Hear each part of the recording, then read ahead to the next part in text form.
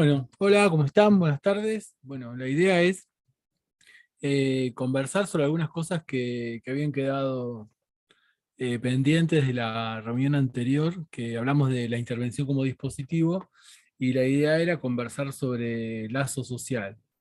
También, digamos, el hecho de pensar la intervención como dispositivo, más allá de lo que trabajamos en la última reunión, el martes, vinculado con el concepto de dispositivo, también podríamos conversar sobre algunas perspectivas teórico-conceptuales en relación con esta idea, con este concepto. Algunas mencionamos el otro día, sobre todo en la línea de eh, Michel Foucault y la idea de Gilles Deleuze. De todas maneras, también podemos pensar, si empezamos a vincular la intervención con el lazo social, otras posibilidades de mirada que tienen que ver, por ejemplo, con otro tipo de marcos teóricos que son bastante útiles como para pensar el lazo social en función de cómo un dispositivo se transforma en trama o cómo pensar una trama social. Así que por eso vinculamos un poco, relacionamos un poco la presentación de la intervención como dispositivo con el concepto de lazo social. Y por otro lado también una pequeña apertura a otras miradas desde otras perspectivas que nos aporta la mirada o el estudio o el análisis de lo que entendemos por lazo social. No sé si tiene algún comentario para hacer de la última reunión o si no vamos directamente a hablar sobre el tema intervención y lazo social. ¿Alguna pregunta, duda, inquietud? Bueno. Bueno, entonces empezamos a hablar de lazo social. Después vamos viendo cómo lo articulamos con lo que conversamos el martes. En principio, el martes dimos algunas pequeños rasgos del tema del lazo social. Como concepto, a mí me parece que es un concepto bastante interesante, tiene mucho que ver con, obviamente, con el campo de lo social, pero es muy intenso si lo pensamos en términos de intervención. Si ustedes recordarán, cuando empezamos a conversar con esta materia, planteábamos el concepto de sociedad fragmentada, y cuando hablábamos de fragmentación, la respuesta a qué es lo que se fragmenta eran los lazos sociales. Si uno lo mira desde un punto de vista de la intervención, sea esta territorial, institucional, familiar, digamos, en cualquier aspecto que mencionemos de esta, siempre la cuestión del lazo social está, y si recuerdan también la primera presentación que hicimos, decíamos, ¿con qué trabaja el trabajo social? Trabaja con problemas sociales situados, y esos problemas situados se insertan en la cotidianeidad, y la cotidianeidad, la vida cotidiana, se construye a través de la sociabilidad, y esa sociabilidad se construye a través de intercambios materiales y simbólicos que los podemos llamar lazos sociales. Entonces, en principio, como para pensarlo en clave, digamos, analítico-interventiva, para ponerle un nombre así rápido, diría que el lazo social puede entenderse como un observable, como algo que se puede, que es necesario mirar, que es necesario analizar. Un observable no es solamente algo que se observa, sino que se observa, se analiza y se tiene en cuenta, digamos, como, diría yo, muchas veces como eje relevante, no diría principal, pero sí relevante. ¿Un observable de qué? Diría un observable de las interacciones, de las relaciones sociales. Em, entonces, cuando nosotros pensamos, por ejemplo, las relaciones sociales que existen en función de una trama social que rodea a una persona, que plantea un problema social, o pensamos las relaciones sociales en función de una trama social que tiene que ver con lo territorial, eh, si afinamos un poco más la mirada, vamos a pensar inmediatamente en lazos sociales. Entonces decimos que la social puede entenderse como un observable, es un observable de las relaciones sociales, sobre todo más informales, es decir, nosotros podríamos plantearnos que la sociedad tiene como dos planos. La sociedad se construye a partir de un plano que tiene que ver con lo normativo, que son las leyes. Y a partir de que construimos una idea de acuerdo frente a lo que está ocurriendo, decimos, bueno, qué es lo que aceptamos y lo que no aceptamos. De ahí surge el contrato social. El contrato social es la Constitución, si lo miramos en clave de la modernidad, y desde la Constitución surgen las leyes que rigen la cotidianidad de cada uno y cada uno de nosotros. Eso sería como el plano más formal. Pero también la trama social o las tramas sociales o las sociedades se construyen desde lo informal. Y la informalidad tiene que ver con los lazos sociales, con las relaciones, por ejemplo, de parentesco, de vecindad, de ayuda mutua, etc. Entonces, cuando ubicamos la mirada hacia el lazo social, lo ubicamos en ese plano, no en el terreno normativo, no en el terreno de lo obligatorio, por llamarlo de alguna manera, no en el terreno incluso de contratos institucionales, sino en terreno de contratos que los podríamos llamar culturales, que tienen que ver con la historia de cada una y cada uno de nosotros, que tienen que ver con mandatos, que tienen que ver con situaciones familiares, culturales, como decíamos recién, históricas y sociales. Para decir de una manera más a modo de ejemplo, yo plantearía que las relaciones de parentesco, por ejemplo, y de vecindad, se constituyen a partir de pautas culturales. Y estas relaciones de parentesco y vecindad que se constituyen a partir de pautas culturales dan cuenta de cómo es la sociabilidad del espacio que estoy tratando de analizar. Cómo es la sociabilidad de esta familia, cómo es la sociabilidad de este barrio, cómo es la sociabilidad en esta parte de este territorio, cómo es la sociabilidad incluso hasta dentro de una institución. Entonces, básicamente, como para empezar a conversar, cuando hablamos de lazo social, hablamos de relaciones sociales. Y esas relaciones sociales, estudiadas más en profundidad, las podemos llamar relaciones sociales informales, que las podemos ubicar rápidamente si pensamos en relaciones de parentesco, relaciones de vecindad, trabajo, recreación, amistad, etc. No sé si soy claro en ese sentido, pero digamos, si uno piensa, un ejemplo que solemos dar bastante seguido, la situación de ser estudiante, por ejemplo, implica una serie de acuerdos con los otros. Es decir, soy estudiante, probablemente pertenezca a algún grupo con el cual me voy a referenciar. De ahí surgiría el concepto de grupo de referencia, que en algún momento vamos a ver también dentro de lo corto que es la materia. Nos referenciamos en un grupo y a partir de tener referencia en ese grupo vamos a tener una serie digamos, llamémosle entre comillas, obligaciones en función de, por ejemplo, facilitar el acceso a los apuntes, prestar los apuntes.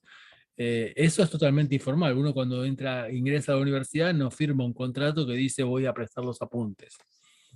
Pero lo hacemos, incluso hay sistemas de código y sanción que marcan, digamos, la conflictividad que ocurre cuando no cumplo en función del sostenimiento, si seguimos en esta línea de pensamiento, de la sociabilidad, del lazo social. De ahí que estemos hablando de algo que es totalmente informal desde el punto de vista de lo escrito, pero muy formal, es fuertemente formal si lo veo desde el punto de vista de lo cultural, de lo sociocultural. Entonces de ahí planteamos este concepto de fragmentación social que decíamos hace unos minutos. La fragmentación existe porque se fragmenta aquello no necesariamente normativo, sino aquello que tiene que ver con lo cultural, lo que podemos llamar las pautas culturales. Y si pensamos dónde dónde se construyen las relaciones informales de parentesco, vecindad, trabajo, recreación y amistad, como para dar ejemplo, diríamos que se constituyen en la vida cotidiana. Es decir, en nuestra cotidianeidad vamos construyendo y deconstruyendo, incluso enriqueciendo esa forma de relación, dándole cierta dinamicidad, dinámica, cierto movimiento a esa forma de relación. Eso me parece interesante para pensarlo. Entonces, fíjense, si vinculamos esto con la intervención, habíamos dicho, creo que el primer día, un primer orden de la intervención tiene que ver con los problemas sociales. Un segundo orden de intervención tiene que ver con ese sujeto situado. Ese sujeto de intervención está situado en un contexto que es microsocial, es un contexto atravesado por interacciones con otros, y el espacio-tiempo de ese contexto situado es la vida cotidiana, es decir, la cotidianeidad. Incluso esto nos lleva, digamos que lo vamos a ver un poquito más tarde, a la idea de la relación lazo social sentido común, por ejemplo. Es decir, cómo nos constituimos en función de un, como decíamos recién, de un grupo de pertenencia o de un sistema de pertenencia. O cómo nos constituimos en función de un sistema de referencia. Y fíjense que si hacemos un punto en esto que acabo de decir, uno ya podría plantearse, más fácil para verlo desde el punto de vista territorial, que cuando pensamos el sentido de la intervención territorial, un punto es el favorecimiento de la identidad y la pertenencia en un contexto socialmente o en un contexto fuertemente fragmentado en términos de lo social. Entonces, si uno dice, ¿para qué estamos haciendo un trabajo barrial? ¿Por qué en un trabajo barrial pensamos en, digamos, convocar lo lúdico, lo expresivo, lo histórico, etcétera? Diría, bueno, porque esos serían elementos estratégicos que me pueden ser útiles como para pensar la integración de esa sociabilidad perdida a partir de la reconstitución de lazos sociales. ¿Lo ven eso? Digo, como para irnos poniendo de acuerdo y conversando. Incluso cuando hablábamos de las instituciones y lo que llamábamos crisis de solidaridad sistémica, la crisis, ¿se acuerdan cuando leímos el texto de Deleuze y hablábamos de la crisis de los espacios cerrados? La familia, la escuela, la fábrica, etcétera, que eso es un poco parte de lo que plantea el texto Postdata a las sociedades de control. En ese sentido, si miramos esa problemática desde otro punto de vista, diríamos, bueno, ¿qué es lo que visibilizamos como complejo en este contexto, en este momento? Y básicamente lo que visibilizamos como complejo es la construcción de espacios de socialización. Es decir, ¿dónde me socializo? Ya la familia no socializa como antes. La escuela no socializa como antes. El trabajo ya no es trabajo y tiene menos capacidad de socializar que antes. Incluso el barrio tiene menos capacidad de socialización que antes. De ahí que la intervención dialogue con la complementación de la parte que falta, por llamarlo de una manera rápida, de la sociabilidad. No sé si soy claro en ese sentido, pero digo, si parto de supuestos, si el supuesto es que hay una crisis vinculada con la socialización, bueno, podríamos pensar modalidades de intervención que reconstituyan esa sociabilidad perdida, que reconstituyan lazos sociales, pero ya en términos de no solamente de la persona, sino en términos de tramas sociales, en términos de espacios sociales que, digamos, los plantearíamos como horizonte de intervención, como decíamos antes, desde una idea de integración social. Ahora, si miramos esto desde una perspectiva un poco más teórica y vamos a los orígenes de lo que llamamos ciencias sociales, ahí nos vamos a encontrar con que el origen de las ciencias sociales justamente tiene que ver con un momento de fines del siglo XIX y principios del siglo XX, o sea, hace 130 años, para decir números redondos, donde hay una fuerte crisis de integración social. Las ciencias sociales surgen en un contexto de tremenda fragmentación social, muy parecido al contexto actual, si uno quiere hacer alguna comparación. Y en ese momento no había un conocimiento acerca de lo social, estoy hablando de 1890, 1920, por poner 30 años así de manera un poco arbitraria. No había un saber específico que tenga que ver con lo social, por eso nace la sociología, pero también en el momento que están haciendo la sociología, están haciendo un campo de conocimiento que tiene que ver con qué hacemos frente a aquello que fragmenta.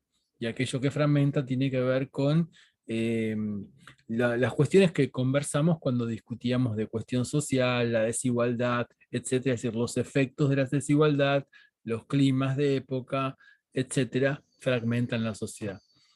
Entonces, el fin último, podríamos decir, de la intervención, lo podemos relacionar con la resolución de esta integración perdida, ¿no? Si ustedes recuerdan, o si han leído, pues ya es un texto que ya es bastante, tiene sus 20 y pico de años, 23 años, hay un texto que es clásico de Robert Castell que se llama La metamorfosis de la cuestión social, que todavía en algunas facultades se utiliza, y me parece que tiene en este punto, de la primera parte del texto, tiene donde va con las definiciones, me parece que es útil como para pensar esto que estamos conversando. Y en ese texto, cuando Robert Castell se pregunta, bueno, ¿qué es la cuestión social? Y dice, la cuestión social es una aporía, aporía significa un problema de difícil solución, es la aporía, la cuestión social es la aporía que nos interpela en función de la integración de la sociedad.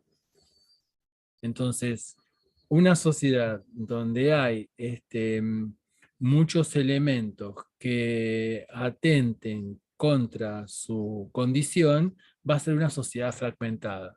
Entonces, eh, la mirada de las ciencias sociales tiene que ver con entender esa fragmentación, pero también tiene que ver con intervenir a partir de esa fragmentación desde políticas sociales o desde intervenciones concretas, eh, ya superando, digamos, lo que yo diría que la ciencia política venía tratando de resolver y no logra resolver, y ahí aparece posteriormente, aparece lo que llamamos ciencia social, o algunos llaman sociología, las primeras veces que se utiliza el concepto de sociología tanto en el pensamiento de Durkheim o en el pensamiento de Max Weber. No sé si aburre esto que tiene que ver con lo teórico, pero digo, eh, ¿cuál es el problema principal si uno piensa en pensadores del siglo XIX? ¿Cuál es el problema principal frente al malestar que hay en la sociedad? A fin del siglo XIX para Durkheim, que ya es, digamos, previo a esa época, pero también va a hablar de esa época. Y el problema principal para Durkheim es la anomia, es la falta de ley. De ahí que su texto más conocido sea el suicidio, y va a vincular en su texto el incremento de los suicidios con la anomia, es decir, con anomia, falta de norma, es decir, con la conflictividad con lo normativo, no con lo cultural que decíamos antes, sino con la ruptura normativa. ¿Cuál sería el problema para Max Weber? Y el problema para Max Weber ya no es el mismo que el de Durkheim. El problema para Max Weber tiene que ver con una sociedad que genera un fuerte desencanto a partir de que se burocratiza, a partir de que cambia sus horizontes, a partir de que se vuelve cada vez más calvinista. Eso es lo que podemos leer si releemos o miramos un texto fabuloso de Max Weber que se llama Ética protestante y origen del capitalismo. Tal vez uno de los textos más brillantes que se escribieron en el campo de la sociología. donde se pasa de una sociedad donde el trabajo eh, es un medio a que el trabajo sea un fin en sí mismo. Entonces, a partir de ahí, esto genera, digamos, una especie de desencanto, sociedad desencantada, si la va a llamar Weber, que va a ser manejada a partir de sistemas nuevos de burocracia. Ese texto es interesante revisitarlo o leerlo, porque es bastante útil como para entender, digamos, incluso es bastante útil para pensar el presente, ¿no? Es un texto, por eso es un clásico. Entonces decía, ¿cuál es la problemática de la integración en Durkheim? La anomia. ¿Cuál es la problemática de la integración en Weber? El desencanto que producen las sociedades altamente industrializadas, burocratizadas y donde el trabajo se ha transformado en fin en sí mismo. ¿Cuál es la problemática? Vamos a un poco la filosofía. ¿Cuál es la problemática que preocupa, digamos, a Nietzsche, autor que sigue Michel Foucault? La problemática que preocupa a Nietzsche tiene que ver con la moral, es decir, cómo la moral nos hace ser menos humanos, por ejemplo, y nos pone una serie de nuevos requisitos. Y así podríamos seguir con más ejemplos. ¿Cuál es el problema en Marx? La alienación. O sea, vamos a encontrarnos siempre, digamos, con autores clásicos, que son los que aprendemos, sobre todo en nuestras facultades, y sobre todo en los primeros años, que tienen que ver con, en gran parte de su obra, tiene que ver con tratar de entender qué está pasando en la sociedad, por qué pasa lo que pasa y cómo se resolvería esto que está pasando. ¿Lo van viendo? En definitiva, este es si observamos esto como si fuese una película, bueno, estamos observando el nacimiento de las ciencias sociales. Pero también, junto a ese nacimiento de las ciencias sociales, en términos de comprender, explicar, entender qué está pasando, también va a aparecer una disciplina llamada trabajo social más tarde, que va a empezar a plantear formas de intervención sobre estos problemas sociales, que son formas novedosas, a partir de lecturas novedosas de estas circunstancias. E incluso, si me permiten un pequeño agregado ahí, diría que como queda como tema en borrador lo que les voy a decir, en función de, yo diría, necesidad de estudio. Yo lo desarrollo en mi tesis de doctorado, cuando hice mi doctorado en Brasil, en texto ese de la tesis, que las formas asociativas que se construyen a fines del siglo XIX también son, digamos, genealogía o son origen del trabajo social. Es decir, la asociatividad que se construye en un barrio a partir de la necesidad de organizarse para conseguir recursos, que viene del siglo XIX, no es de ahora, tiene que ver con, bueno, con resolver problemas sociales de manera colectiva. O también la asociatividad que se produce a nivel sindical. O sea, como lo sindical también tiene que ver con el origen del trabajo social, en el sentido de, si vamos un poco a la historia, díganme si se cansan ahí, que preguntarnos esto, ¿no? Si una persona tiene un problema de salud, un problema social, de salud, porque un problema de salud termina siendo claramente un problema social, si lo pienso en el siglo XIX o principios del siglo XX, porque no existen sistemas de seguridad social, no existen coberturas sociales, no existe el hospital público prácticamente. Entonces, bueno, se transforma en un problema social. ¿Qué hace el delegado sindical cuando este trabajador tiene este problema? Intentará a partir de la caja del sindicato resolver ese problema, consiguiendo un médico que atienda a esa persona. Y ahí tendríamos un antecedente de bueno, de cómo, digamos, el sindicalismo, sobre todo de origen anarquista, que se origina en nuestro país, también se origina desde una idea de acción social, de intervención social. ¿Por qué? Porque el principio del siglo XX, fin del siglo XIX, es un contexto de fuerte fragmentación social, de fuerte ruptura de la sociedad, entonces existen o aparecen formas, llamémosla dispositivos, ya que aprendimos el concepto de dispositivos, de intervención que van a tratar de reparar esa fractura o resolver el problema que es producto de esa fractura social. ¿Lo ven? Este, no sé, como último dato histórico, por hoy diría yo,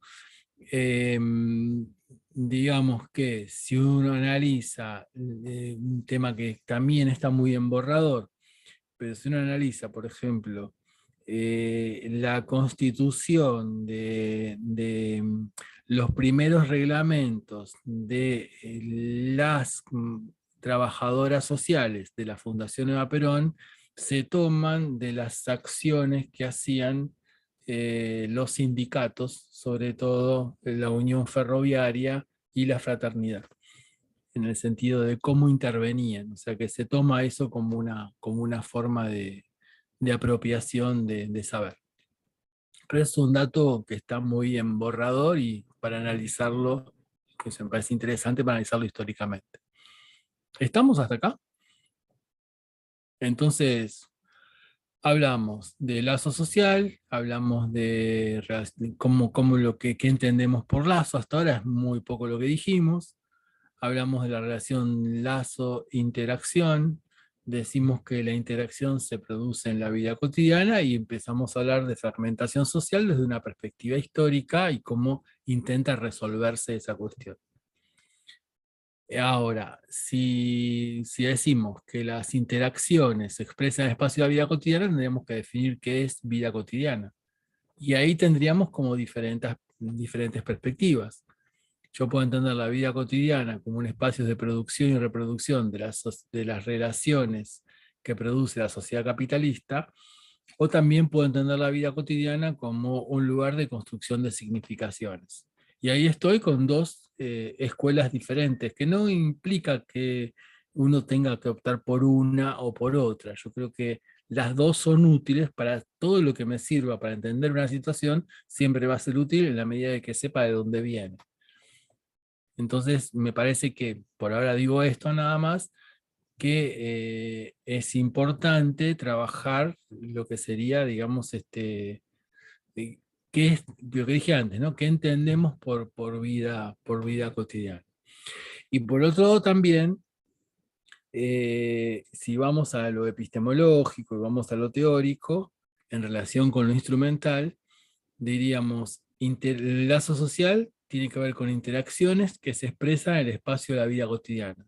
Y ahí diría, bueno, ¿qué es interacción? Y la interacción son las relaciones que se producen entre las personas. Interactúan entre ellos, interactúan entre sí. Y hay toda una escuela que trabaja las interacciones que casualmente se llama interaccionismo simbólico, que me parece interesante también revisarla, porque lo que trabaja el interaccionismo simbólico es el concepto, por ejemplo, de escenario de intervención, así como lo llamamos nosotros, pero sí el escenario donde transcurre la vida cotidiana. Autores del interaccionismo simbólico no son muy estudiados, porque no entran dentro de este terreno de lo clásico, pero sí uno puede ubicar dentro del interaccionismo simbólico un autor que es, dos autores que son clásicos, que son Berger y Luhmann en el clásico libro La construcción social de la realidad. Es decir, la realidad se construye en las interacciones que tenemos entre las personas. Entonces, a partir de la interacción, vamos construyendo una idea de realidad. ¿Qué es la realidad? Lo que nos sirve para comprender y explicar el fenómeno que se nos presenta como pregunta. Es decir, ¿se acuerdan cuando hablábamos de construcción de problemas sociales? ¿Cómo se construye esa agenda pública que planteábamos al principio de la visibilidad, cuando hablamos de visibilidad de problemas sociales y agenda pública? ¿Cómo se construye esa agenda pública? Básicamente se construye en la interacción, en la conversación, en una conversación que no solamente tiene que ver, dirían algunos, con la palabra, sino que también tiene que ver con una palabra cargada de historia y también hasta con las corporalidades. Pero por ahora nos quedamos con eso. Entonces, cuando hablamos de lazos sociales, hablamos de relaciones sociales, hablamos de espacios de socialización, hablamos de un observable clave para el trabajo social y para la intervención social, y hablamos de relaciones observables que se expresan en relaciones vecinales, de parentesco, trabajo, recreación, amistad, etc. Pero si seguimos pensando en el lazo social, también plantearíamos que si el lazo social lo pensamos gráficamente como una línea de ida y vuelta, ¿no? Si lo imaginamos así, como un trozo, digamos, como un trazo de ida y vuelta, en ese trazo que acabo de dibujar, digamos, en mi imaginación de ida y vuelta, existe la transmisión, por ese trazo circula la transmisión de pautas culturales. A través por dónde se transmiten las pautas. Se transmiten a partir de la palabra, pero fundamentalmente se transmiten desde lo relacional. O sea, no es solamente esto es así o es de esta manera. Se hace en acción, se transforma en acción, se transforma en un hacer. Por eso podemos hablar de acción social con minúscula para no confundir la acción social que se vincula con las políticas sociales que las ponemos con mayúscula. Por eso ustedes seguramente conocerán que hay una sociología de la acción. Entonces, ¿por qué nos interesa esto? Porque nos interesa pensar cómo se construye o cómo se constituye todo el tiempo, cómo se va constituyendo todo el tiempo esto que se fragmenta. Porque en la medida que conozco esto, conozco dónde se fragmenta, cuáles son las dificultades de relación que se producen. Entonces, sobre ese trazo, vuelvo con la metáfora de una línea por donde circulan cosas, esa línea es el lazo social y desde allí se transmiten pautas culturales, formas de codificación, que está bien y que está mal para este grupo, qué aceptamos y qué no aceptamos, eh, formas de comprensión y explicación de lo que está ocurriendo y si recortamos en nuestros campos de interés, formas de comprensión y explicación de los problemas sociales. Entonces, cuando hablamos de lazo, estamos hablando de algo más denso, diría yo, y más complejo que cuando hablamos de vínculo, que es un concepto que está mucho más ligado a la psicología que a las ciencias sociales. Entonces, por eso usamos lazo y no usamos vínculo. No los tomaría, con esto que estamos planteando, no los tomaría como sinónimos. O sea, el lazo está como fuertemente aferrado a lo histórico, social y cultural, para decirlo rápidamente, ¿no? Entonces, el lazo se constituye desde la transmisión de pautas culturales, formas de codificación, comprensión y explicación de los problemas sociales. No sé si lo ven como muy teórico esto, pero lo podemos pensar, digamos, no sé, es más fácil puede ser pensarlo desde una perspectiva barrial, si ustedes quieren. Es decir, en todo barrio hay sistema de códigos y sanción. En todo grupo social hay sistema de códigos y sanción. Y esos sistemas de códigos y sanción son sistemas que tienen que ver con pautas que tienen que ver con lo cultural. Y que incluso están antes de que yo llegue al barrio, para decirlo metafóricamente o realmente. Entonces las tengo que aprender. Y en la medida que las aprendo, las resignifico. Les voy dando mi propia lógica, mi propio formato de comprensión y explicación. Y ahí la pauta se va enriqueciendo.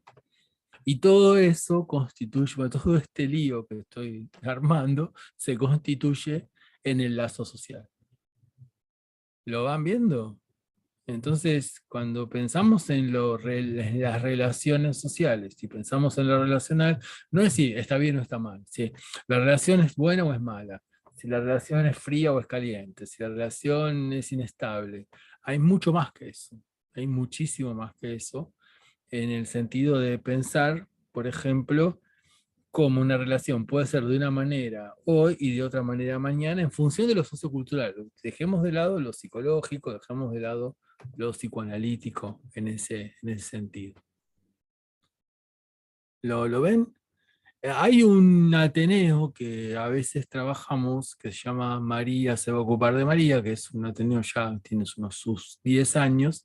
Ateneos son producciones de trabajadoras y trabajadores sociales que hacen residencias.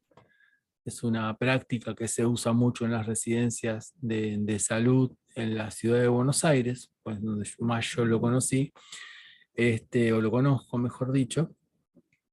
Y en ese Ateneo, María se va a ocupar de María, la autora cuenta toda una situación donde, bueno, uno de los temas es la cotidianeidad y la sociabilidad de una persona que llega a un hospital de salud mental solicitando atención y lo primero que se plantea el equipo, sin la presencia de la trabajadora social, una internación o la búsqueda de un lugar alternativo para que se vaya a vivir porque tiene una conflictividad familiar amplia. En la medida que la trabajadora social, en este caso es una mujer, empieza a ver el tema de relaciones sociales, se empieza a ver otros caminos de resolución a este problema que no tienen que ver con la gestión de recursos, sino que tienen que ver con la intervención sobre llamémosle, las relaciones familiares, para decirlo de alguna manera rápida. O si quieren, después se los podamos compartir para que lo lean y estaría bueno para, para conversarlo, porque tiene muchos elementos para analizar ese trabajo que hizo la trabajadora social, se llama Romina Bermúdez. ¿Estamos claros ahí? ¿Alguna pregunta tienen? Entonces, fíjense que estamos hablando de lazo social, y, obviamente creo que diría también que hay un juego intersubjetivo, eso creo que es lógico y obvio, ¿no? O sea que en la intersubjetividad se construye sociabilidad, se construyen los lazos sociales. Y en ese punto, y esto lo veremos, calculo que el martes próximo, hay una cuestión que es interesante, que la podemos ver de cómo se construye la relación entre estereotipo, prejuicio y estigmatización, por ejemplo. Y la relación estereotipo, prejuicio y estigmatización está fuertemente ligada también a intercambios materiales simbólicos que tienen que ver con los lazos sociales. Eso lo digo a propósito, para que no pensemos que el lazo social es solamente algo que conduce cosas, que trae y lleva cosas. No es algo que implique, digamos, lo bueno versus lo malo. El lazo social es bueno y lo otro es malo. No sé si soy claro ahí, pero lo vamos a ver si quieren la semana, que el martes que viene, cuando veamos un poco la cuestión de cómo el estereotipo se construye a partir de intercambios intersubjetivos. No sé, a ver, lo digo en un ejemplo. Podemos decir, tales personas que tienen tales rasgos físicos tienen determinadas características en sus conductas o que pertenecen a determinada eh, comunidad. ¿Cómo llegamos a esa conclusión y ponernos tan rápidamente de acuerdo a partir de que somos un pequeño grupo? Y a partir de intercambios intersubjetivos que tienen que ver con pautas culturales, con una serie de construcciones previas, por decirlo. Ah, el martes es feriado, dice, no, sería el jueves que viene, perdón, es la semana que viene. Claro, el lunes y martes es feriado. ¿Estamos hasta acá? ¿No tienen preguntas? ¿Les parece muy cansador esto? ¿No? No, creo que si bien es mucha teoría, a mí lo que me pasaba era que todo el tiempo lo llevaba a la institución donde hice mis prácticas. Entonces, toda, Claro. toda la teoría que vos ibas diciendo, yo lo iba relacionando cómo se iba manejando la institución en ese momento. Entonces, cómo iba creando ese lazo social, cómo iba haciendo eso, o sea, esa trama, cómo la iba haciendo. Entonces, si bien era todo teoría, yo en mi cabeza me iba imaginando y lo iba poniendo en la práctica para ejemplificármelo yo y viendo cómo ese lazo lo veía en esa institución. Sí, la institución también es un elemento más a tener en cuenta, ¿no? Dentro de la construcción del lazo, pero también se puede pensar en lo cotidiano y se puede pensar en términos de cómo se naturalizan circunstancias a partir de lazos sociales o cómo el lazo social también es un elemento importante en función del apoyo, de la contención, de la ayuda mutua, etc. Sí, si uno piensa, qué sé yo, en situaciones de vulnerabilidad social, la existencia de trama social alrededor de la persona que está en situación de vulnerabilidad determinará mucho cuál va a ser su trayectoria institucional. Es decir, mayor capacidad de sociabilidad, menor capacidad de sociabilidad, mayor vinculación con grupos de referencia, mayor vinculación con grupos de pertenencia. Entonces la persona está como más apoyada, contenida, si vale la palabra, y no requiere de tanta intromisión institucional, por decirlo de alguna forma. Entonces, por eso es un punto de mirada, digamos, de nuestro campo profesional, ¿no? Sobre todo cuando aparecen determinados problemas. Soy claro ahí, ¿no? Sí. ¿Alguna pregunta más? ¿Algún comentario más?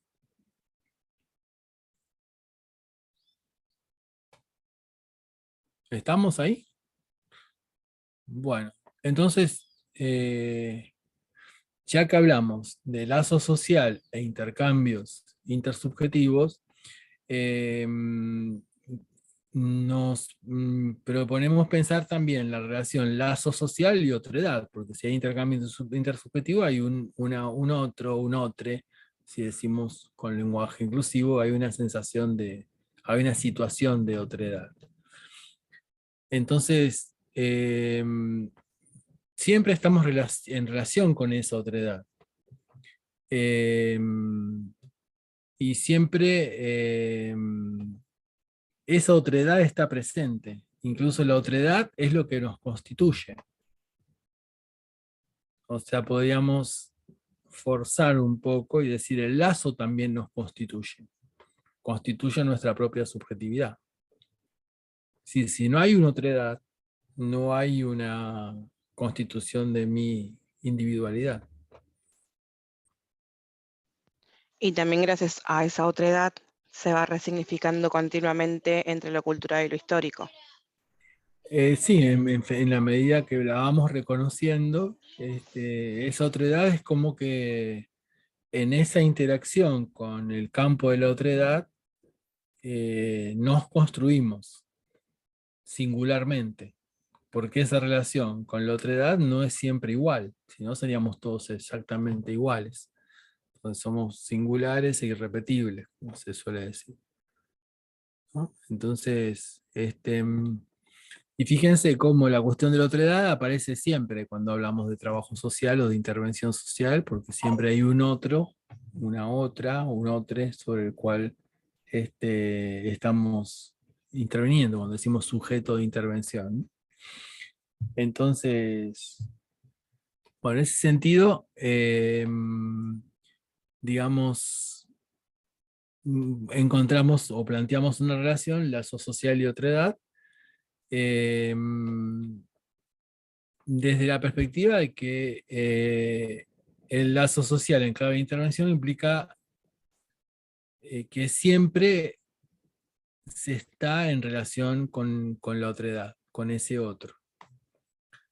Y como decíamos recién, que incluso el campo de ese otro precede al sujeto de intervención. Sin otro no hay sujeto, como dijimos recién, ¿no? Entonces, pero es interesante pensar que esto no solamente plantearlo tan esquemático, como yo lo planteo esquemático, como para que lo podamos analizar, porque siempre hay una otredad, la otredad siempre está situada, siempre está atravesada por lo que pasa en el contexto, está atravesada por elementos culturales, por elementos sociales, por elementos históricos. De ahí que la singularidad sea más prolífica, por decirlo de alguna manera, ¿no? Y en el sentido donde otredad también lo podemos pensar en el sentido de sentimiento de pertenencia. Es decir, la pertenencia va a tener que ver con una otredad que no es solamente de una persona, de uno, sino de muchos, con los cuales me identifico y de los cuales pertenezco. Pertenezco territorialmente a ese espacio.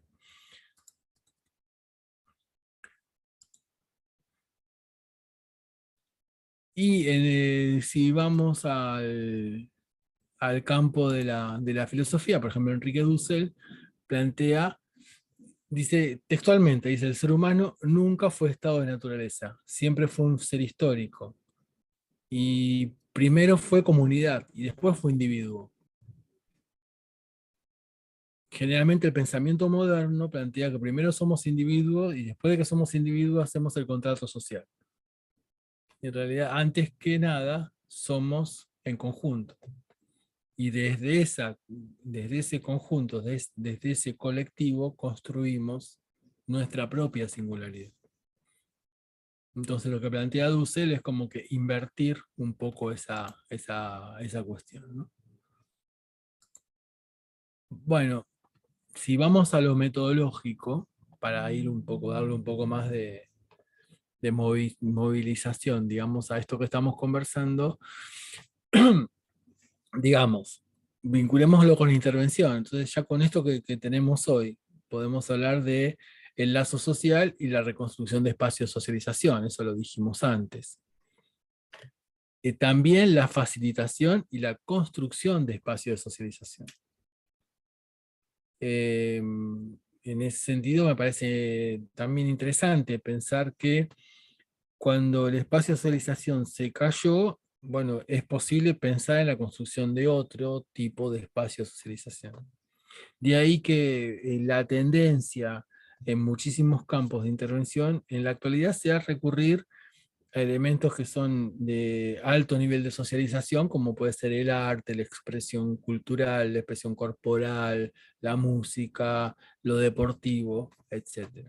Ya no alcanza con la institución, como decíamos antes, socializando, sino que buscaría otros elementos, llamémosle alternativos.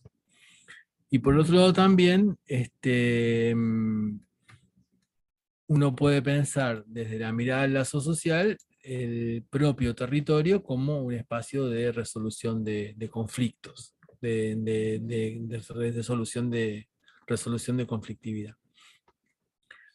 Por otro lado, si lo pensamos siguiendo con lo metodológico, diría que la social se presenta como un factor de integración social, como un factor de integración social a nivel territorial, institucional y microsocial. Y ya que hablamos tanto de lazo, diríamos, bueno, pero ¿qué más podemos decir? Y básicamente yo diría, como para ir redondeando este tema, que el lazo se construye a partir de relaciones de intercambio y reciprocidad. Eso me parece importante reafirmarlo. Ya lo dijimos en algunos ejemplos en algún momento de lo que venimos conversando desde que empezamos. Pero, ¿qué significa eso? Significa que si hay intercambio, hay reciprocidad. El otro se transforma en alguien predecible. Si el intercambio tiene que ver con pautas culturales. No sé si soy claro allí. Es decir, en la medida de que interactúo a partir de un problema, infiero, supongo, que si el problema lo tengo yo, ese otro o esos otros interactuarán de acuerdo a lo que me está pasando a mí. Tengo esa imagen o ese imaginario de reciprocidad. Ese imaginario de reciprocidad que se transforma en algo predecible. Y si hay algo que es complejo, y de ahí la importancia de intervención, es lo predecible. No sabemos cómo va a reaccionar un vecino. No sabemos cómo va a reaccionar un compañero, una compañera de trabajo. Entonces, eso tiene que ver con la fragmentación social, tiene que ver con la multiplicidad de lógicas. Y tiene que ver con un mundo altamente competitivo, violento, peligroso, etc. Entonces, trabajar con los lazos sociales en términos de intercambio y reciprocidad confiere, construye, da forma a una idea de predecibilidad del otro. El otro se hace predecible o está más cerca de lo predecible. Y por otro lado también, el lazo social implica intercambio, como decíamos recién. Pero ese intercambio puede ser material, pero también tiene un alto cargo, una alta carga de lo simbólico, del orden de lo simbólico. No sé si me explico. Es decir, acompaño a una persona en función de que tuvo un problema y la acompaño porque es una persona de mi trabajo, de mi barrio, de mi facultad. Eso es lo material.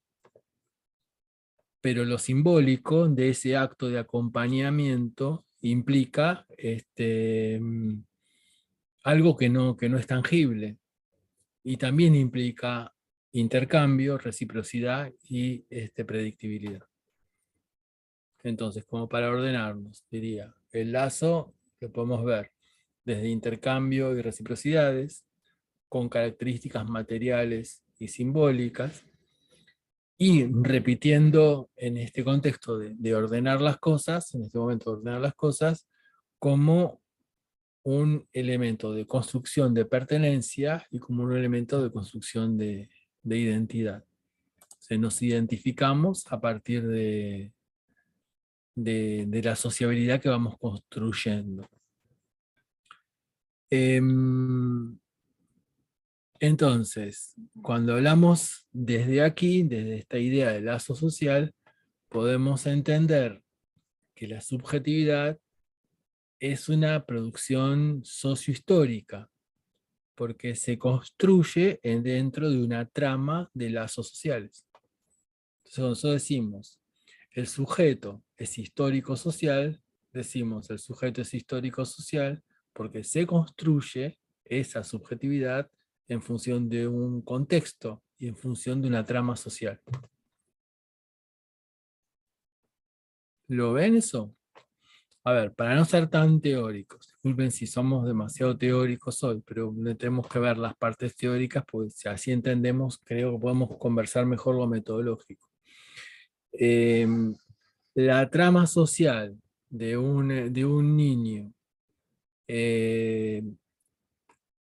y su connotación y su condición histórica social no es la misma si ese niño tiene 6 años en el 2010 que si tiene 6 años en el 2021. Hay otras tramas sociales, otra forma de construcción de sociabilidad, otros problemas sociales, otros contextos. Entonces, cuando pensamos en una biografía, la pensamos desde una perspectiva histórico-social. Eso lo dijimos en algún momento, ahora lo estamos profundizando. ¿Lo ven eso? De ahí que no nos sirven, digamos, los esquemas evolutivos para entender lo que le pasa a las personas. Porque hay circunstancias histórico-sociales siempre diferentes, siempre diversas y siempre distintas. Bueno, dije 3 sinónimos, que marcan, digamos, la explicación de lo que está aconteciendo en este momento. Entonces, cuando decimos el sujeto es histórico-social, lo decimos que en tanto se construye en una trama social diferente, que tiene que ver con el contexto de su biografía. Y ese contexto, su biografía, al vincularse con la trama social, se relaciona con la sociabilidad, que se relaciona con los lazos sociales, y desde allí se construyen distintas formas de subjetividad. Entonces, fíjense cómo la subjetividad es un tema fuertemente social, que uno lo pensaría como un tema más individual o como un tema más psicológico. En realidad la pregunta acerca de la subjetividad es una pregunta de la filosofía, es una pregunta de la psicología, es una pregunta de las ciencias sociales. Siempre está ahí pendiente, siempre está ahí presente. Por eso también nos sirve, y acá hago un paréntesis, pensar la subjetividad para pensar que el padecimiento no es solo objetivo, sino que lo hemos dicho varias veces, sino que también es subjetivo. Se padece subjetivamente. Se padece la no pertenencia a un grupo, se padece la fragmentación de una sociedad. ¿Estamos bien hasta acá? Bueno, podemos seguir conversando con esto, pero diría yo, como para redondear la cuestión de la social, diría, relación la social-intervención, diría que la social es un punto de encuentro entre lo social y lo subjetivo, desde la cultura, la memoria y la historia. El lazo social es el lugar de articulación entre lo macro y lo microsocial.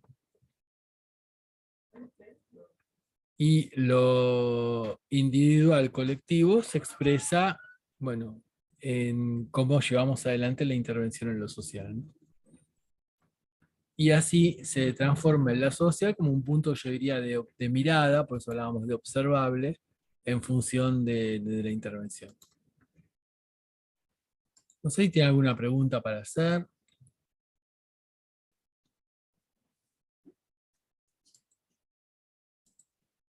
Bueno, fíjense todo lo que sale de un concepto, de dos palabras, ¿no? Lazo social y cómo lo podemos trabajar. Yo creo que con lo que tenemos hay bastante como bueno, para ver. Ahora podríamos ir a algunas cosas un poco más metodológicas, si quieren, o teórico-metodológicas. Bueno, ¿alguna pregunta? Algo, hace una hora que estoy hablando así, es un monólogo, así que no sé. Entonces, cuando hablamos, fíjense que estuvimos más o menos ordenándonos. De problemas sociales yo creo que hagamos bastante. Podemos seguir tocando de costado ese tema, esa temática, problema social. Decíamos, segundo orden de intervención, la trama social, la sociabilidad, los lazos sociales. Este es lo que estamos hablando ahora. El tercer orden de intervención es el más conocido y tiene que ver con la gestión de recursos, es decir, con la protección social. ¿Sí? Entonces, con lo que venimos conversando ahora, diría, bueno, estamos trabajando con la cuestión del lazo social. Sumémosle a esto todo lo que hablamos hace 2 días sobre dispositivo. Sumémosle a esto cómo juega, podemos empezar a jugar nosotros y decir, bueno, cómo juega la construcción del lazo con el poder y el deseo. Cómo el deseo construye sociabilidad. O cómo bueno, se interponen una serie de cuestiones que generan dificultades en esa cuestión. Pero bueno.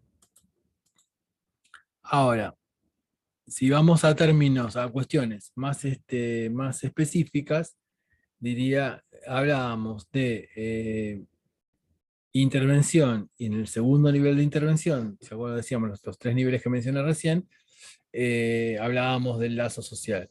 Si lo miramos desde el punto de vista de las teorías sociales, ahí estaríamos hablando también de microsociología, que es toda la corriente sobre todo que sigue Irving Goffman, un autor que muere en 1982, que produce una serie de textos bastante interesantes, como clásicos, diría yo, como Internados, como estigma, que seguramente han leído, conocen o los han utilizado.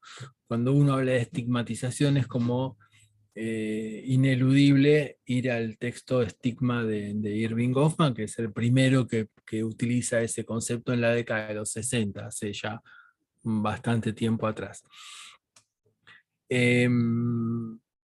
Y también dentro de la microsociología se encuadra esto que planteábamos antes como interaccionismo simbólico. Ahora, por otro lado también, si decimos, bueno, ¿qué es intervención en lo social? Podríamos decir, bueno, la intervención en lo social se construye en la modernidad, y ahí volveríamos a mirar cuestiones históricas. ¿Pero por qué decimos se construye en la modernidad? Porque básicamente lo que marca, digamos, la intervención y la vincula fuertemente con la modernidad es su carácter contradictorio. Es decir, la intervención tiene un elemento de coerción y un elemento de libertad. Y la modernidad tiene esa contradicción. No sé si soy claro en ese sentido. Es decir, la modernidad, por un lado, emancipa, pero por otro lado, coerciona. Esos son temas que son bastante interesantes como para conversarlos, pero también sirven como para pensar nuestras intervenciones. No sé cómo lo ven, pero digo, para dar un ejemplo sencillo, si hoy soy analfabeto, no soy libre, estoy condenado a estar en un mundo donde voy a ser muy maltratado, voy a perder mucho de mi libertad. O sea que en la medida que me alfabetice, voy a emanciparme. Pero para alfabetizarme voy a necesitar, van a utilizarse sobre mí mecanismos de coerción. Voy a tener que cumplir horarios, voy a tener que hacer las cosas a determinado ritmo y con determinada forma. ¿Qué pasó ahí? Bueno, la conjunción de la coerción y la libertad. ¿Lo ven eso? Si una persona llega, por ejemplo, a un hospital de salud mental con escuchando voces, con ideas de persecución, inquieta, sufriendo. Y de repente el equipo interdisciplinario, según la ley de salud mental que tenemos, dice, bueno, es importante que esta persona permanezca un tiempo internada aquí, en este lugar. ¿Qué pasó? Se puso en marcha un mecanismo coercitivo. Y es probable que después de un tiempo esa persona pueda estar mucho mejor de cómo llegó a ese lugar de salud mental.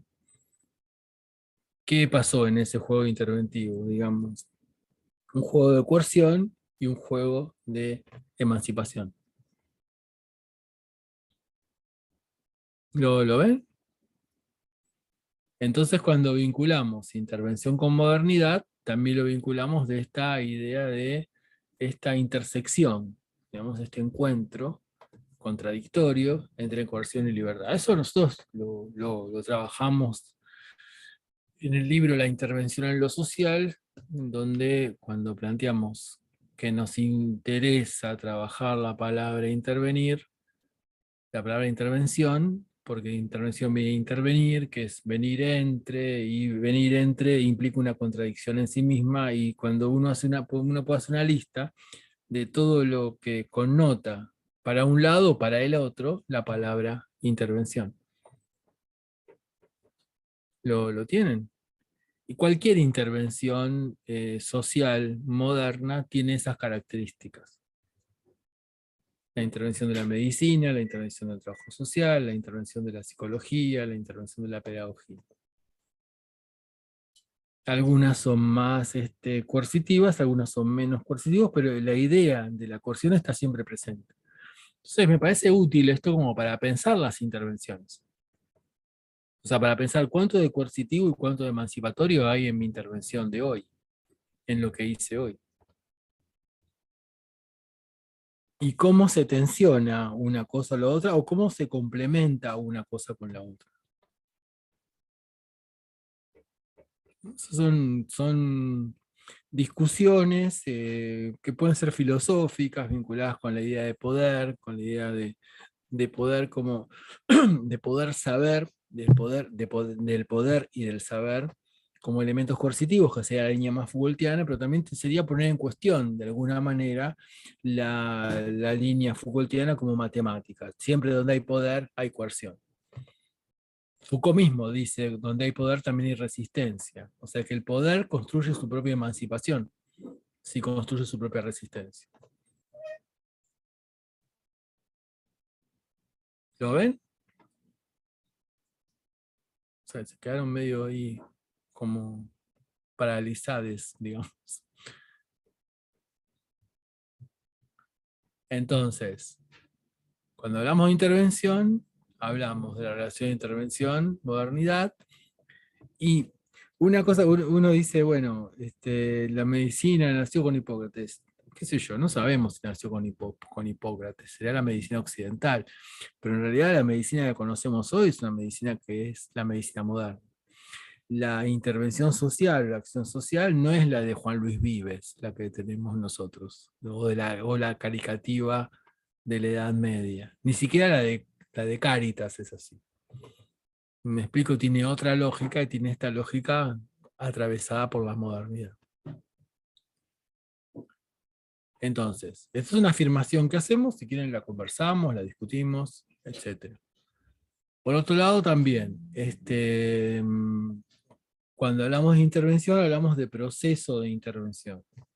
Es algo interesante que podemos plantear acá, que son dos cosas. Por un lado, la intervención construye una forma de saber, construye una forma de conocimiento.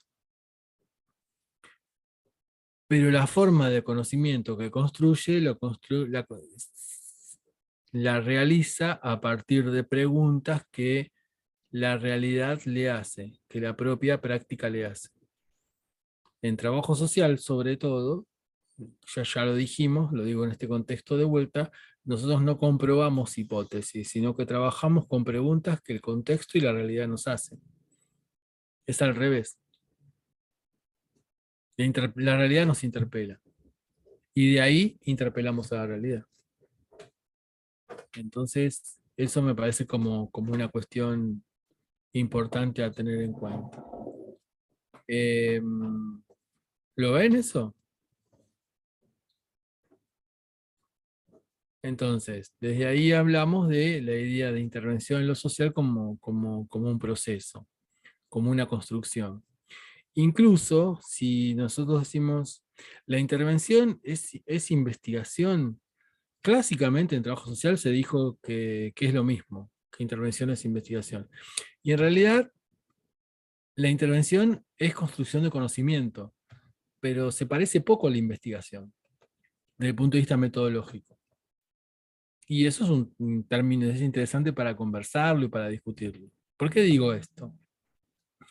Sencillamente, a partir de lo metodológico, cuando yo planteo un proyecto de investigación y llevo adelante una investigación en el campo de las ciencias sociales y en el campo del trabajo social, eh, uso una metodología y todo es previsible en el sentido de cómo voy a ir manejando. Va a haber imprevistos, va a haber nuevas preguntas, pero las voy a manejar con mi equipo, voy a tener tiempo de reflexionarlas, etc. Cuando estoy interviniendo, no tengo esa facilidad.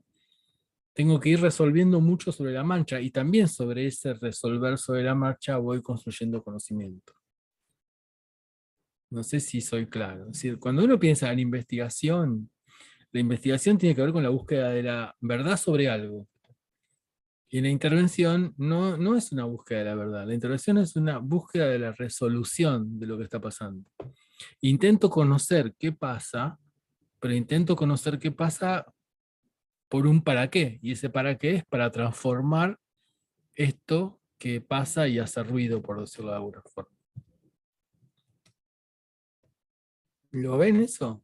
Eso me parece importante, como dijimos las días atrás o la última vez, vamos a trabajar cuestiones metodológicas. Bueno, esto es bien metodológico. Y creo que es bastante interesante como para discutir. Es decir, en cualquier texto, por eso, fíjense que cuando hablamos de lo instrumental, recuerden cuando estudiaron entrevista en la carrera, en vuestras carreras, generalmente se estudia entrevistas con libros de antropología, es lo más moderno, digamos, lo más actual. Y en realidad los libros de antropología son buenos para estudiar entrevistas etnográficas, son buenos para hacer entrevistas de investigación, pero no para entrevistas de intervención. No sé si soy claro. O sea, tienen un carácter más bien descriptivo, por decirlo de alguna manera. Seguramente han trabajado entrevistas mucho, en la UBA se usa mucho Roxana Guber, por ejemplo. Ahora, si leen Roxana Guber, leen todo el libro, El salvaje metropolitano, creo que es el libro, o alguno de los libros de ella, dice el asistente social, textualmente, el asistente social baja al terreno a comprobar sus hipótesis. Nosotros no bajamos a ningún terreno y no vamos a comprobar ninguna hipótesis. Las hipótesis, en tanto pregunta, en tanto afirmaciones, se construyen en la práctica cuando hacemos intervención. ¿Soy claro o quieren que veamos esto más con ejemplos? Porque yo puedo decir, una persona llega con una problemática de violencia de género a mi hospital. Eso es lo único que tengo. Ahora, ¿por qué se produjo esta cuestión? No lo sé. Puedo tener varias hipótesis, pero no voy a ir a comprobar las hipótesis. Lo que interesa es resolver el tema, y si compruebo las hipótesis será para resolver el tema, no para comprobar las hipótesis y termino mi trabajo. Si no, digamos, el trabajo social sería hacer diagnósticos y nada más. O al estilo de lo que ya a veces algunos llaman la escuela brasileña, decir, bueno, señora, usted es una víctima del sistema capitalista. Buenas tardes, ya está. Ya hice el diagnóstico. ¿Y qué pasó acá? Digamos, ¿cómo sigue la historia? Entonces, a eso nos referimos cuando hablamos en algunos textos, y cuando estamos hablando ahora, de la intervención como un proceso que se va construyendo y que es una forma de construcción de conocimiento que es bastante peculiar, que en el trabajo social no es la única disciplina que construye conocimiento así, porque la medicina construye conocimiento de esta manera, la psicología también construye conocimiento de esta manera. Lo que pasa es que en el campo de la psicología y en el campo de la medicina, esto está como más legalizado, por decirlo de alguna manera, está como más aceptado, como más entendido como que es el saber corriente que se construye. Nosotros en nuestro campo construimos conocimiento a partir de investigaciones. Yo dirijo un instituto de investigaciones en la Universidad de La Plata, pero también construimos conocimiento cuando intervenimos. No sé si soy claro en ese sentido. ¿Tiene alguna pregunta para hacer? Sí, no me siento tan monólogo, digamos. No, creo que en esto de la intervención es eso, o sea, es conocer, pero para buscar una solución, para darle la vuelta y para transformarlo, no solamente para decir, bueno, esta persona tiene este problema o viene con esta demanda, bueno, a ver, ¿qué hacemos para ayudar a transformar esto? Para resolver. Claro, entonces ahí está la diferencia entre investigar y bueno, en la intervención utilizo esas entrevistas para conocer, pero no quedarme con ese solo conocer. Bueno, a partir de ese conocer es donde parto mi intervención para transformar esa situación problemática. Tal cual, sí. Incluso fíjate que si seguimos en esto que vos planteás, que, en lo cual compartimos, obviamente que lo instrumental cambió, porque mi entrevista va a tener un formato si voy a investigar y va a tener otro formato si voy a intervenir. Usamos, digamos, lenguaje de facultad, entrevista estructurada, semiestructurada. Realmente hacemos siempre entrevistas semiestructuradas que se van adaptando según la circunstancia de lo que voy escuchando, e incluso quiero llegar a determinado punto y de repente cuando llegué a ese determinado punto voy a ir a otro punto que no tenía previsto llegar en un Tal proceso. cual, por ahí tirar una pregunta y de eso se van a ir como ramificando otras cosas que quizás en mi entrevista puntual no tenía planteado ir por ese lado, pero eso me va a ir llevando. Por eso son abiertas y no son tipo cuestionarios donde no me deja lugar a indagar más sobre el problema que tienen. Claro. Bueno, y la entrevista como cuestionario tiene que ver con la historia de nuestra disciplina y sobre todo con la impronta de la década de los 60, donde si uno mira, o si pudiésemos ver ahora, si quieren conseguimos historias sociales de la década de los 60, son cuestionarios, donde hay muy poco lugar para la palabra escrita de la trabajadora social o el trabajador social. Y en ese sentido, la intervención implica el manejo de la entrevista, pero también implica el manejo del registro de esa entrevista. Cuando registramos la entrevista, también intervenimos. No solamente intervenimos cuando estamos conversando o llevando adelante la entrevista o cuando planteamos determinada resolución o determinado avance o determinada forma de hacer o no hacer. Y ahí aparecen algunas cosas que son interesantes como para trabajar en el sentido de preguntarnos para quién escribimos. ¿No? Que tiene un poco que ver con el momento ahora que tienen ahora en la materia, que es el momento del ensayo. Es decir, ¿por qué escribimos siempre en tercera persona cuando hacemos un informe? Y nunca en primera persona. Las otras disciplinas se escriben en primera persona.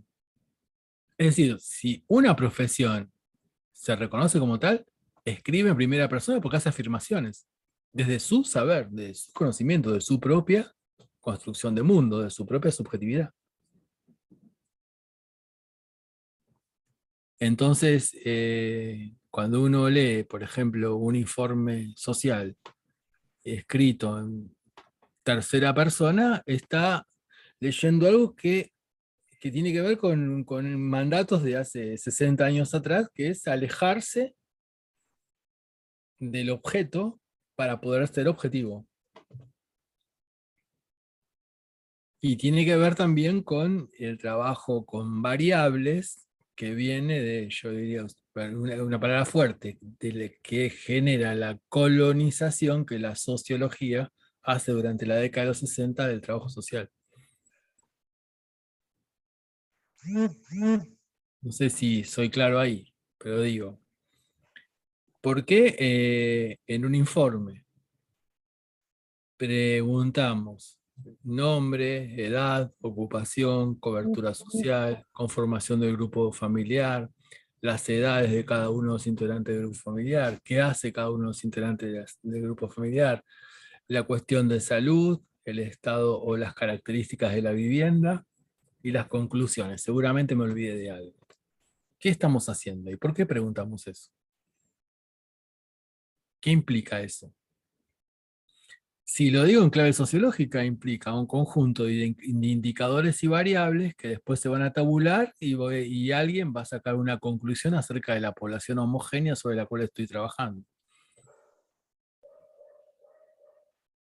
Y ese alguien que hace el cruce de variables e indicadores sobre esa población homogénea sobre la cual estoy trabajando, planteará alguna resolución global sobre ese grupo. Intervención tipo A, tipo B, tipo C, que es qué recursos requieren los tipo A, los tipo B, los tipo C, según la, ¿sí? digamos, la relación entre variables e indicadores. Hoy, eso no nos dice nada, porque yo puedo tener indicadores y variables muy semejantes y biografías totalmente diferentes y problemáticas sociales totalmente distintas. No sé si me explico. Es decir, yo puedo, un ejemplo, tal vez lo usamos, que lo usamos siempre, pero vamos a usarlo de vuelta si es que lo usamos en este grupo. Una persona que vive, digamos, en un edificio, en un monobloc, tiene la construcción de material, tiene electricidad, tiene asfalto seguramente en la puerta, tiene la escuela cerca, eh, tiene probablemente electrodomésticos. ¿Está viviendo bien? No sé.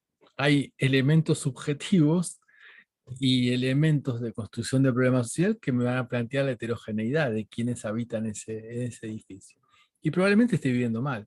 Eso, hago un pie de página rápido, lo vamos a discutir en otro momento, pues es otro tema, es lo que discute el concepto de buen vivir que trabaja Álvaro García Linera, es un ex vicepresidente de Bolivia, es sociólogo, que es uno de los que redacta la constitución boliviana que incluye el concepto de buen vivir por encima del concepto de desarrollo social. Eso mismo ocurre en Ecuador. Correa, cuando es presidente, logra transformar la constitución e incorporar el concepto de buen vivir. Dejémoslo ahí, porque si no, mezclamos mucho las cuestiones. Estamos hablando del registro en trabajo social y estamos hablando de intervención. ¿Lo ven esto? Entonces, vuelvo a la pregunta. ¿Por qué escribir en tercera persona y no escribir en primera persona? Entonces, yo sé que en muchas unidades académicas está mal visto que se escribe en primera persona, siempre hay que escribir en tercera. Pero cuando uno repregunta, no queda claro por qué pasa eso. Y yo creo que tiene que ver, en mi opinión, tiene que ver con la genealogía de lo técnico que todavía tiene esta disciplina. Porque una técnica sí escribe en tercera persona. Desde lo técnico escribimos en tercera persona, porque necesitamos cierta objetividad. Si yo soy hemoterapeuta, necesito escribir en tercera persona. Pero si soy hemoterapeuta, no soy un profesional de hemoterapia. No sé si soy claro en ese sentido, no sé si sirvió el ejemplo. Entonces, implica involucrarse. Acá preguntan si no está relacionado con lo judicial. Y tal vez sí, se podría decir, ¿no? Pero no todo es judicial. Uno podés relacionarlo con el origen parajurídico, Silvana, de la profesión. Ahí sí, podríamos estar de acuerdo en ese sentido. Y con la idea de que si hay una función interventiva orientada a lo judicial, se vincula con lo pericial y lo pericial debería ser frío y objetivo. Pero cuando uno mira lo pericial, nunca lo pericial es frío y objetivo, ni siquiera lo más técnico de lo pericial es frío y objetivo, porque también está relacionada con la perspectiva jurídica o la formación jurídica, incluso de escuelas jurídicas que la persona que está redactando ese informe tiene. Entonces es un como si lo llevamos al presente. No sé si me explico, pero es interesante pensarlo desde lo judicial. Es decir, entonces, un informe que está planteado de la perspectiva garantista es igual que un informe que está hecho de una perspectiva no garantista, y los dos están en tercera persona, van a ser distintos. Entonces como que la subjetividad se cuela, siempre se cuela, siempre aparece. Ya les comentaba hace un rato sobre los ateneos, y yo recuerdo cuando empezó a utilizarse esa técnica, hace un tiempo atrás, el primer Ateneo que se escribió, la persona que lo escribió en tercera persona. Y cuando, en ese caso era una mujer, la jefa del servicio social, vio ese Ateneo, dijo, ¿qué es esto? ¿Dónde está el nombre? ¿Dónde está la edad? Era contar una situación. Era hacer un ensayo acerca de lo que un Ateneo es eso. Es decir, bueno, ¿qué hice? ¿Qué apareció? ¿Qué problemas trabajé? ¿Cómo los trabajé? Y hay una necesidad de involucrarse cuando uno está contando una situación, que es un poco lo que no pasa, y tal vez debería pasar más en los informes. ¿Lo ven? Y digo, la modalidad de registro también habla de la modalidad de intervención que estoy teniendo. Porque si registro objetivo y alejado de ese otro, tal vez intervenga objetivo y alejado de ese otro, otra. No sé si soy claro. Y yo esto que les estoy compartiendo, lo empezamos a trabajar a partir de un proyecto de investigación. Hace mucho tiempo atrás, que analizamos 30 años de intervención del trabajo social en salud. Y dijimos, bueno, vamos a usar testimonios, y era bastante complicado los testimonios, era difícil hacer las entrevistas.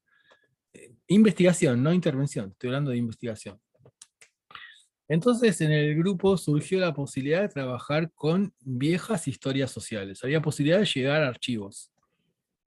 Y ahí vimos cómo distintas épocas tenían distintas formas de registro. Entonces el registro, la forma de escribir del trabajo social que estamos hablando, es hijo de la época, es producto de la época, es producto del marco conceptual y es producto de la actitud interventiva que la persona tiene. Entonces, por eso yo dije antes algo que puede haber sido escuchado como un error. El registro forma parte de intervención. El registro forma parte de intervención porque incluso lo que se haga va a tener que ver con lo que escribí. Lo que la institución haga frente a esa persona. Entonces, forma bastante parte de la intervención.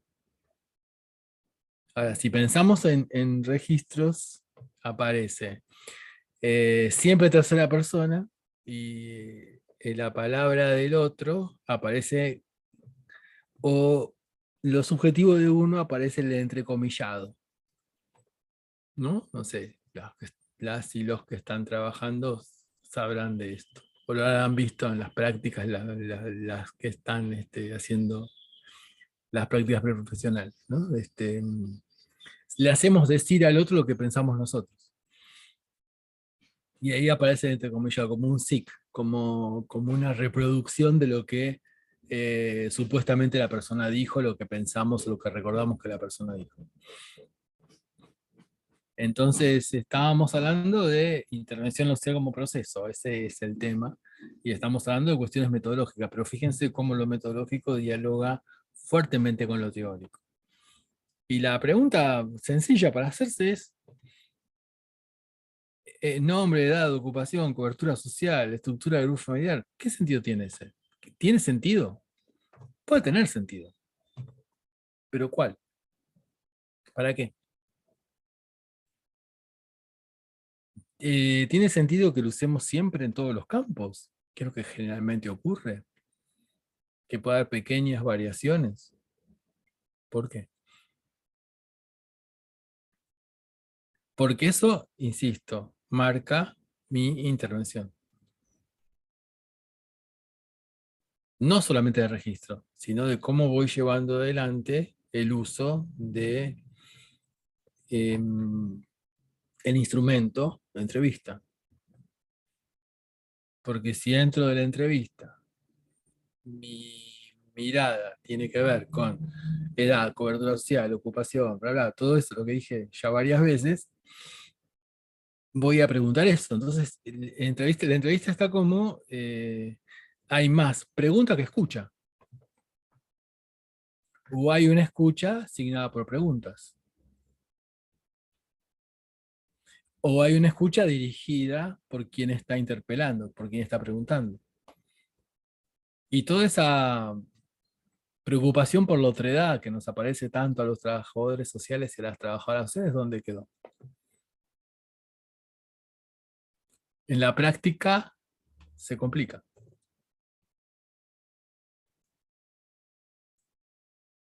¿Lo ven? No sé si les parece muy fuerte esto, pero digo, o nada, qué sé yo.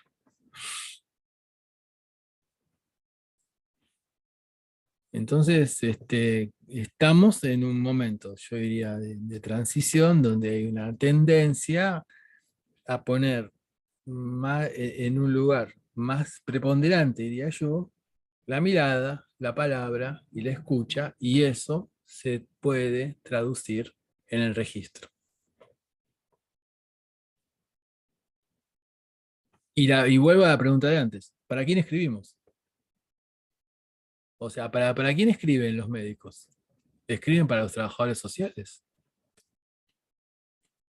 Yo no veo mucho eso.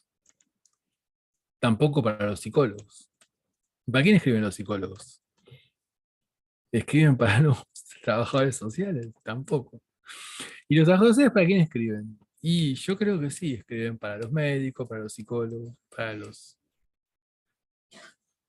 los jueces. ¿No? Esa famosa frase tan repetida, la asistente social son mis ojos en el domicilio del causante, ¿no? Es bien del juez bueno que nos da lugar. Nosotros en primer año fuimos con el profesor de Derecho, nos llevó al juzgado de familia a presentarnos al trabajador social.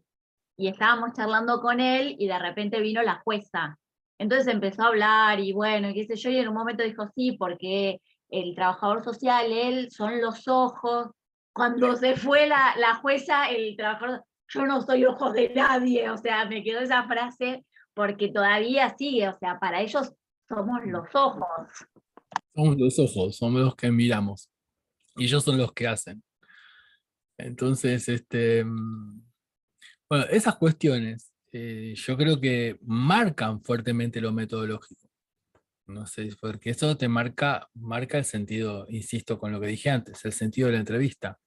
El sentido de lo que estoy observando cuando hubo una entrevista domiciliaria. Incluso lo que estoy observando en función del lenguaje corporal de la persona que estoy entrevistando, porque la mirada está siempre presente cuando estoy haciendo una entrevista o haciendo una intervención. Entonces digo, y obviamente va a estar muy signado en el lugar de la escucha. Ahora, insisto con esto, edad, sexo, ocupación, cobertura social, número de documento. Eso ya está escrito. Toda institución lo primero que hace cuando una persona llega registra eso. ¿Por qué preguntarlo de vuelta?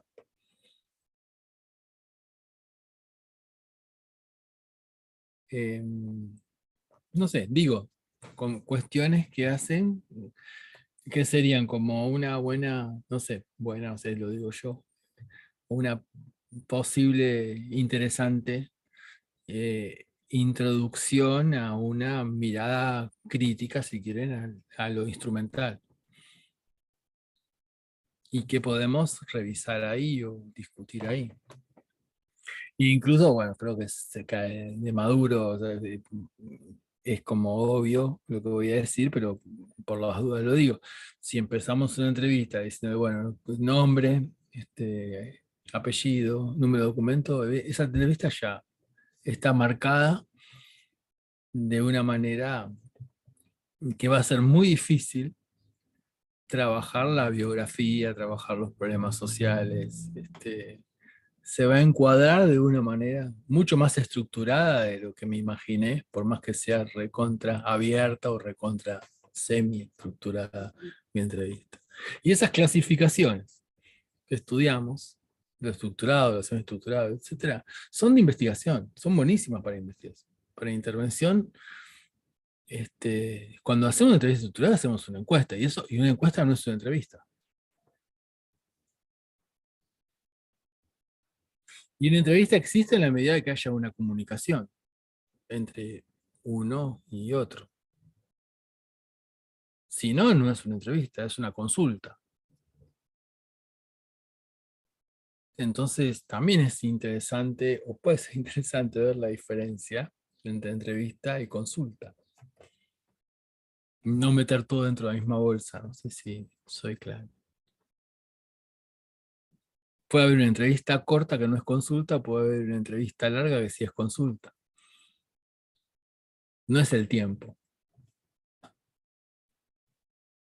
Bueno, sobre eso tienen material, va a haber material o estamos subiendo al Classroom material para leer, para conversar. Hay un texto que se llama El lugar, la mirada, la palabra, la escucha, que cada capítulo tiene que ver con cada una de estas cosas que estamos conversando. O sea, ¿qué es entrevista en trabajo social? Y ahí se conjugan la mirada, la palabra y la escucha de una manera singular. No es lo mismo una entrevista psicológica que una entrevista de trabajo social y una entrevista médica.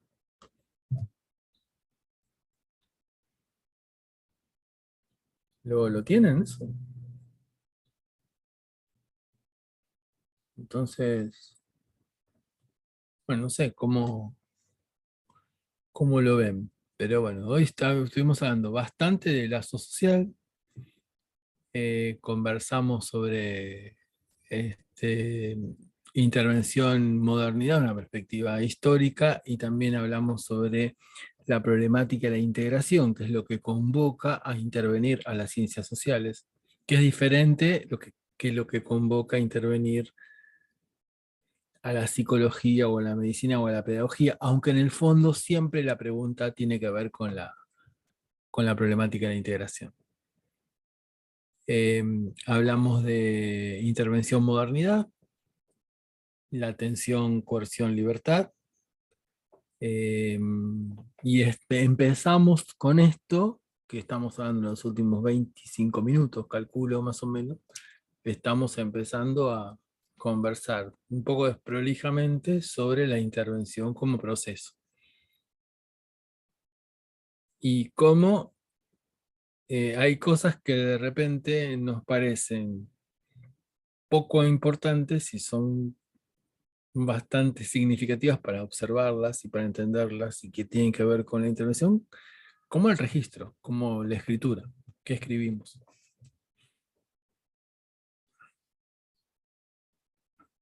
No sé si uno está pensando en escribir una situación, bueno, es una forma de, de construir una forma un modo de relato vinculado con la intervención.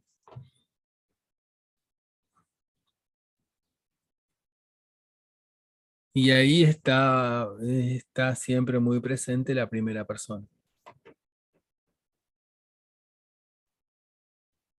No sé si lo ven eso, pero me parece interesante como para pensarlo, ¿no?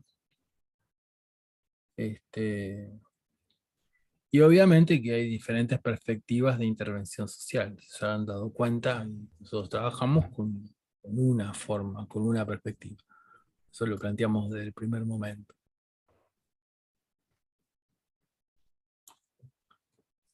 Bien. Bueno, yo Sí, tengo que algo que decir, agregaría un segundo, sí, Elfri, perdón, porque aparte tuve una tarde bastante interrumpida, como habrán visto, porque hablabas recién de la palabra, la mirada y la escucha, y también en torno a la escucha, digo, algo a lo que atendemos mucho y en otros encuentros hacemos hincapié es el tema de los silencios. también.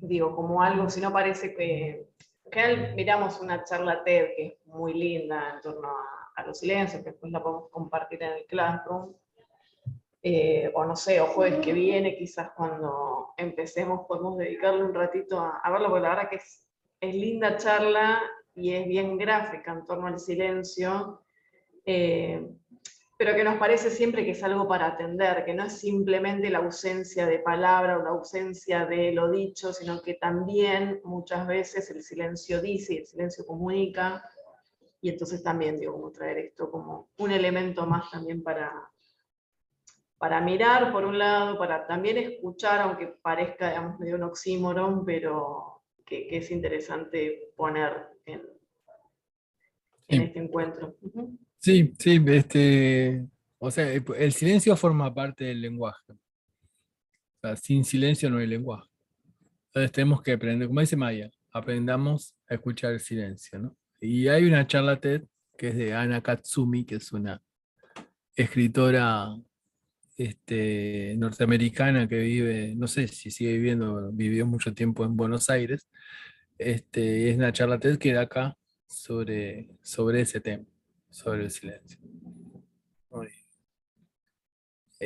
también eso, bueno, ella lo dice en la charla, pero bueno, no es una película para que se adelante al final, sino que es como en la música. En la música, sin silencio no hay musicalidad. Cuando uno ve, digamos, un pentagrama, están los silencios también, no están solamente las notas. Entonces uno puede pensar la entrevista en clave de la importancia del silencio. A veces el silencio dice mucho más que la palabra. Entonces, bueno, como dijimos la última vez, creo, vamos a trabajar lo metodológico. Bueno, hoy empezamos a trabajar lo metodológico muy impregnado de teoría, pero lo metodológico sin teoría es técnica y no se trata, no nos interesa trabajar lo técnico, no nos consideramos una técnica.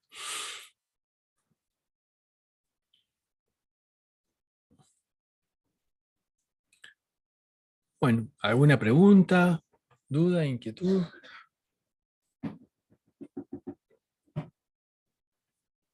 Quedó todo el mundo con un silencio, ¿eh? Un silencio de Zoom, que es un silencio, que se nota el silencio. Hay que aprender a leerlo también, quedamos todos. ¿Sabes que sí? Uno aprendió eso en la pandemia, que en el Zoom tiene silencios y silencios. Es en serio. Este, ahí dije, ¿te encontrás? Estaría bueno escribirlo eso. A veces hay silencios de que no pasó nada y hay silencios que son reflexivos. Yo estoy escuchando este silencio como un silencio reflexivo, como que me quedé. Pero bueno, por ahí es mi deseo. Entonces, volvemos a la clase Volvemos del al martes. martes. Y ya Volvemos al somos un martes. cuento de Borges, bueno. La circularidad borgiana. Hay un señor escribiendo el mismo, alguien como nosotros está haciendo el mismo Zoom en otro lado y ve lo mismo que en otro lado hay otro Zoom como este, hacia el infinito. Bueno, no sé si tiene alguna pregunta o nos quedamos con los silencios y nos vemos Le el subimos jueves. al Classroom la charla TED de Sí, los silencios, sí, que es linda para ver algún ratito el fin de largo. Está buena. Y nos muy vemos el linda. jueves. Sí, está buena. Ya la Cari la hemos visto. conoce. Ah, bueno, Cari la conoce. Bueno, está Porque fue buena para... estudiante mía el año pasado. Yo los bombardeo con estas cosas. Vienen amaestrados. Está bien, está bien. Pero no, es muy linda. Y además es corto. Bueno, la TED dura, no pasa los 15 Ujú. minutos. Corto. Bueno, nos vemos.